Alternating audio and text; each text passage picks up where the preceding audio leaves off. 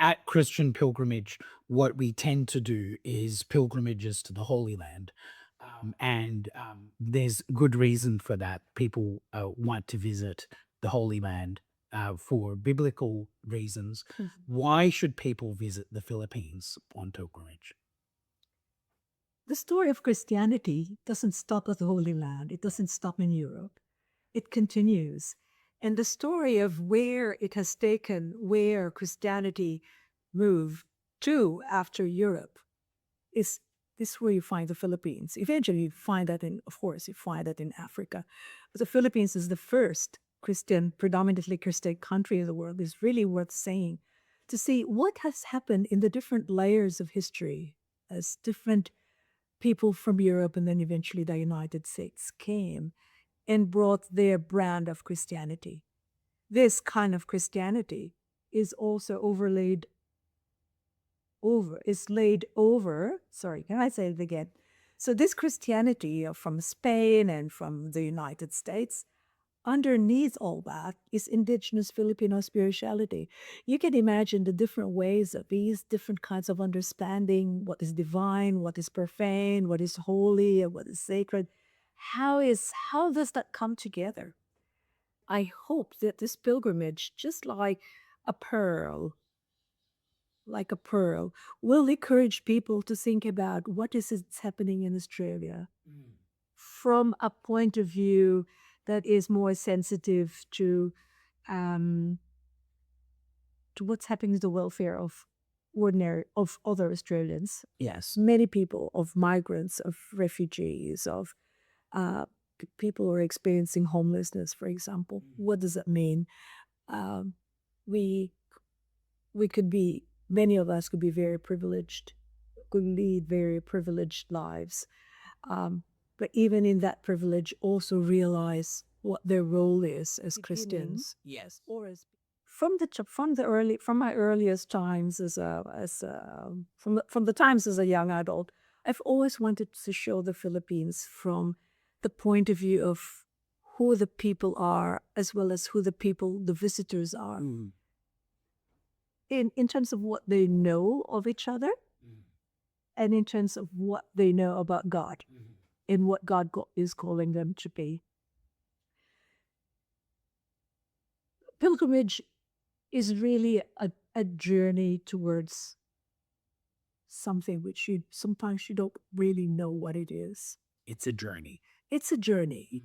It's a journey. You think you're going to a destination, but sometimes the destination is elsewhere. And this is what I think the Philippines, this trip to the Philippines would be. I've shown people around my own country and have been converted. I've shown people to places where I've experienced people, I've met people who have helped me understand my faith Yes. in a way which I never understood. And these are people who were just there all along. And and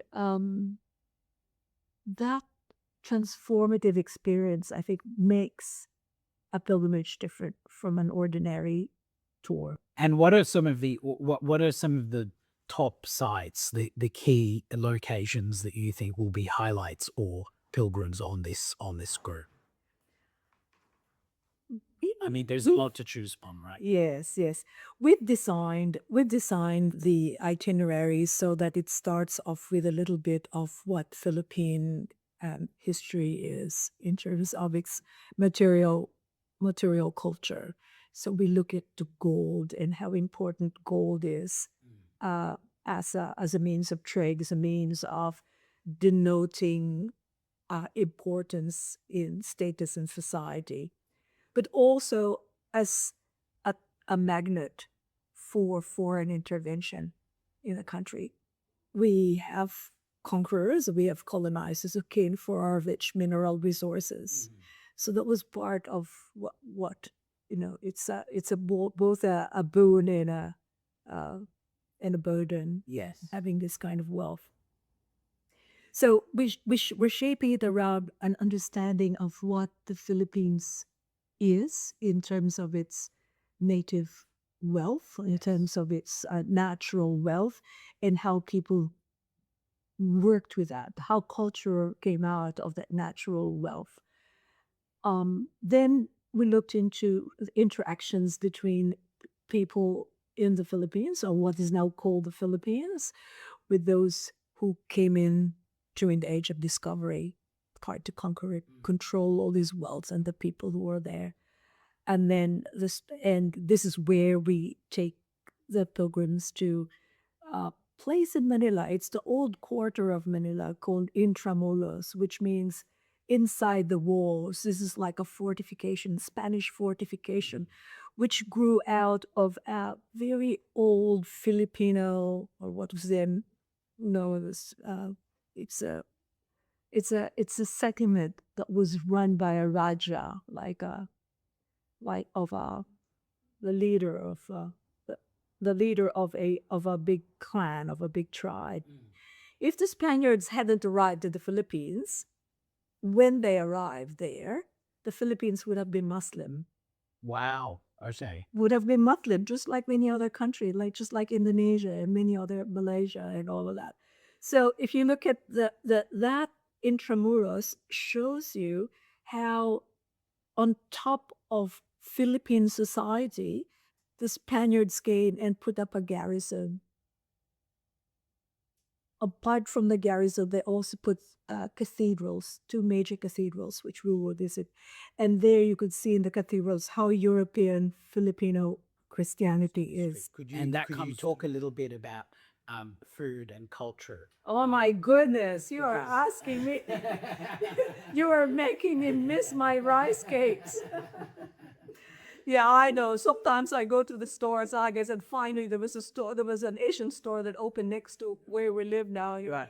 Oh my goodness, all these rice cakes wrapped in banana leaves, they're they're specially they're special rice. We have rice is a very important part of Filipino culture, and the whole culture around rice was developed in the Philippines. So those rice cakes aren't just things that you eat, Right. but these are stories of people and the different varieties of rice Right. that has been planted there through the years. And of course, rice itself as a story. In the 1970s, rice, the Green Revolution started, and a lot of the native varieties were not used. People were discouraged from using that. However, a lot of these rice cakes still maintain these old varieties of rice, green rice. There's a special rice called pinipink, and it's you don't find that. You don't find that easily. There's a special way of making these rice cakes out of special kinds of rice, which will work if you just use rice which you get from the supermarket. That's really